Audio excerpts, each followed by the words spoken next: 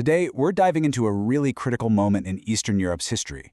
We're going to look at what happened to the lands of modern-day Ukraine right after a medieval superpower just collapsed. And we'll see how a single deal with Poland changed absolutely everything. You know, it's a question you see again and again throughout history. When a major power falls, it leaves this giant vacuum. And nature, and politics, abhor a vacuum. It never stays empty for long. For the lands of Kiev and Rus, this wasn't some historical thought experiment. This was their reality, and it was about to shape their destiny for centuries.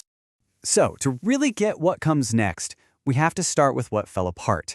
Our story begins in the ashes of a once mighty empire, a collapse that left its lands wide open and set the stage for a completely new game. For hundreds of years, Kievan Rus was the powerhouse of Eastern Europe. I mean, a sprawling, incredibly influential state. But by the time we get to the 13th century, well, the cracks weren't just showing anymore, the whole foundation was starting to crumble. So what happened? Honestly, it was a perfect storm. From the inside, you had these endless squabbles between rival princes that were just bleeding the state dry. But the final, devastating knockout punch? That came from the outside.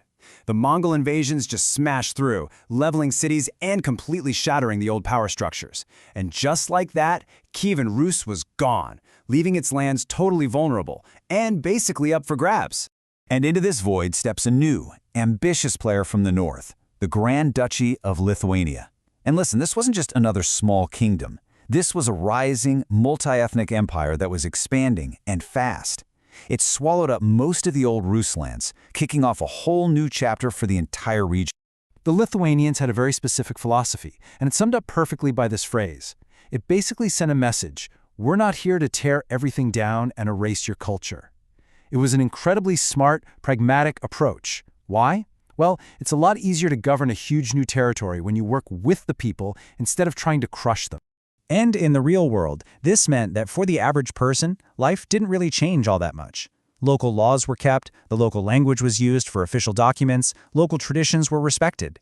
The Lithuanian game plan was all about absorption and coexistence, a very practical way to run their huge new state without constantly putting out fires and rebellions.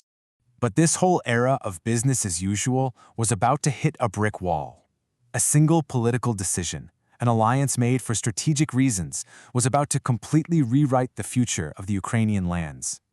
1 year. Seriously, if you remember just one date from this entire story, make it this one, 1569. This is the pivot point. This is where the whole story turns. Everything that came before is about to get thrown out the window. So, in 1569, we get the Union of Lublin. Now, this was not just a simple military alliance or a trade deal. This was a full-on merger. It created the Polish-Lithuanian Commonwealth, a brand new dual state that overnight became one of the biggest and most powerful players in all of Europe. A new superpower was just born. A new commonwealth is on the map. But what did this grand political move actually mean for the folks living in the Ukrainian lands? Well, to put it simply, it meant everything was about to change. Here's the kicker. As a key part of this union, the vast majority of Ukrainian territories were moved. They went from Lithuania's pretty hands-off administration directly to the Polish crown. And this wasn't some minor bureaucratic reshuffle. This was a seismic shift in who was in charge, and it would have huge consequences for everyday life. I mean, you can see the difference clear as day right here. Under Lithuania, there was a good amount of autonomy. Under Poland, direct administration. And this was all driven by the Polish political system, where powerful nobles, known as the szlachta, were always looking to expand their estates and make more money. And the way they did that was by putting immense pressure on the peasants and expanding serfdom.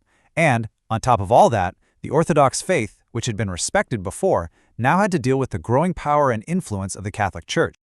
And let's be really clear what we mean by serfdom. This wasn't just about having a tough job farming. This was a system that legally tied peasants to the land. You couldn't just pack up and leave for a better opportunity. You were bound to the land and to the will of the landowner. You can imagine the kind of social pressure and deep resentment that would create. So when you mix together a loss of autonomy, new and crushing economic pressures, and growing religious tension, what do you get? You get the perfect recipe for resistance. The seeds of a future rebellion were being planted big time.